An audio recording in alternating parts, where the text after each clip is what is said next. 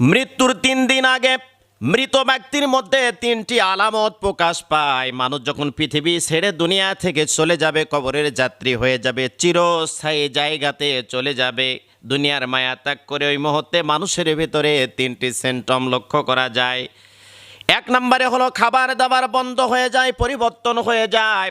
আগে কত খাবার খেত, অনেক খাবার খেত, মুখে অনেক রুচি ছিল, কিন্তু দেখা যায় মৃত্যুর আগ মুহূর্তে এসে মানুষটা যখন বুঝতে পারে আমি আর দুনিয়াতে বেঁচে থাকবো না, আস্তে আস্তে করে তার খাবারটা সংকীর্ণ হয়ে আসে।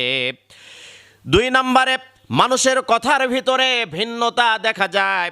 আগে জুড়ে কথা বলতো, দাপট দিয়ে কথা বলতো, অহংকার দিয়ে কথা বলতো, অহংকারের সাথে কথা বলতো, কিন্তু মানুষটা দেখছে দুনিয়ার মায়া ত্যাগ করে চলে যাব, মানুষের কথার ভয়েসটা আস্তে আস্তে নর্মাল হতে শুরু করে, এমনটা বলতে থাকে। যদি মা মারা যায় তাহলে বলে